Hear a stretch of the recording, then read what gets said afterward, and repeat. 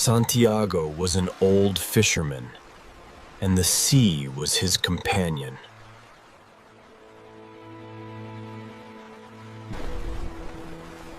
His skin had grown dark and leathery from years beneath the burning sun.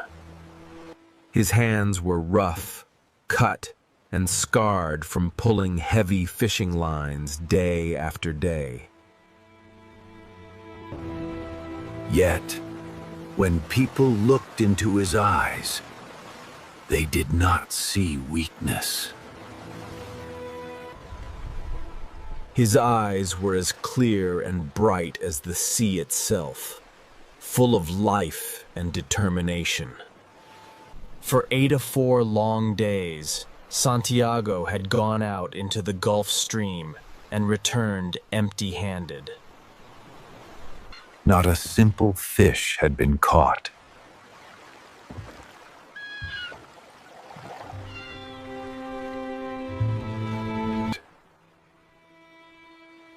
In his small Cuban village, whispers began to spread.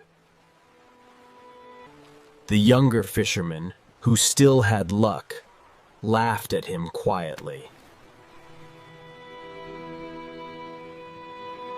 They called him Salao, the worst kind of unlucky.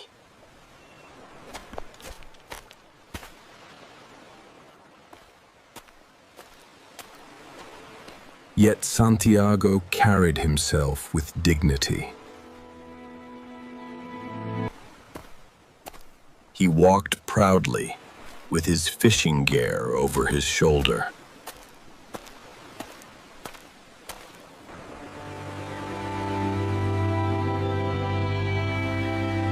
His back straight,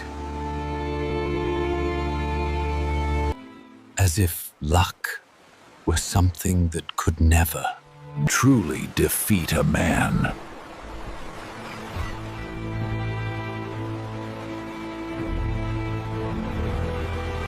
Among all the people of the village, only one remained loyal to him, a boy named Manolin. Now he was 12, strong and full of admiration for the old man.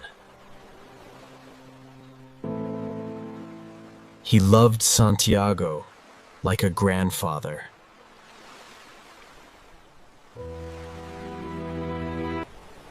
For 40 days, Manolin had fished with him, even when there was no catch. But finally, at his parents' order, he had joined another boat, a luckier boat that brought back fish. Still, every evening, when the other fishermen returned with their catch, Manolin would go to Santiago's small skiff. He would help the old man carry his nets, his gaff, and his harpoon. He would fold the patched sail. He would carry the old man's heavy lines, carefully coiled, and walk beside him. "Old man, you are the greatest fisherman I know. Someday, the luck will return to you." Santiago smiled faintly, the lines of age deepening around his mouth. "It is better to be lucky, but I would rather be exact. When luck finally comes, I want to be ready for it." The boy nodded. He knew Santiago's words carried wisdom. To fish was not only luck, it was skill, patience, and courage. The hut where Santiago lived was small, made of faded palm leaves. Inside, it was almost bare.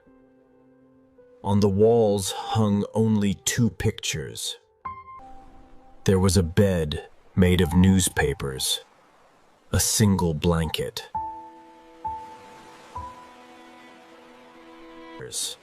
a wooden table, and one chair. There were no luxuries, no decorations, no treasures. Yet Santiago never complained.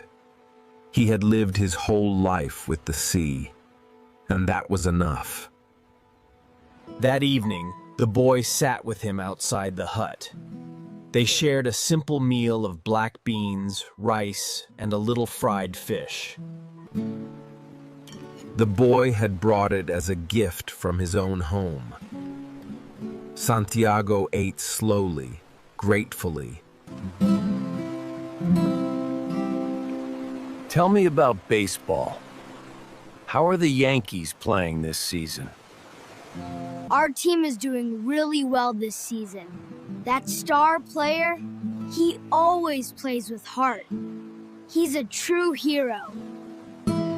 Yes, this player. He is my champion too.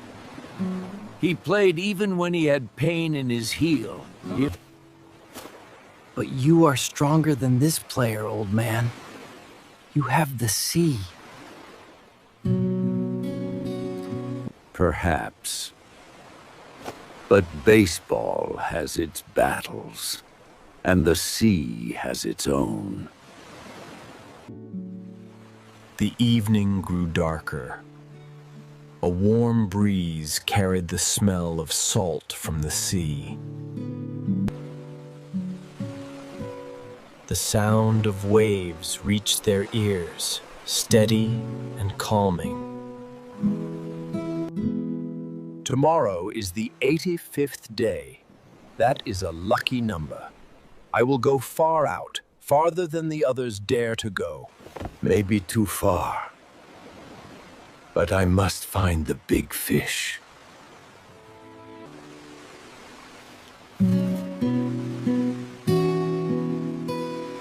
I wish I could go with you. You have your boat, but you are always with me in spirit. For a moment, silence fell between them. Santiago's thoughts drifted back to his youth. He had once been strong, a sailor on great ships. He had traveled to Africa, and on the golden beaches at night. He had seen lions, young lions running and playing like children. Those lions had never left his mind. Even now, in his old age, he dreamed of them. They reminded him of strength, youth, and freedom. Do you know what I dream of, boy? Yes. Yes. You dream of lions. Yes, lions. Always the lions.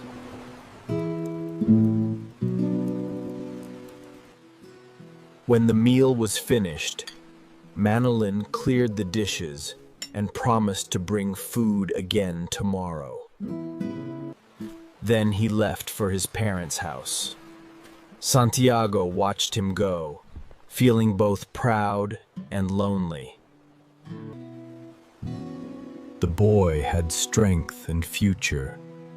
The old man had only the sea. He thought of the coming day, of the deep waters, of the great fish that waited for him. In his dream, they played freely on the beaches of Africa, their golden bodies shining in the sun. And as he dreamed, the old man smiled. Tomorrow would be the 85th day. His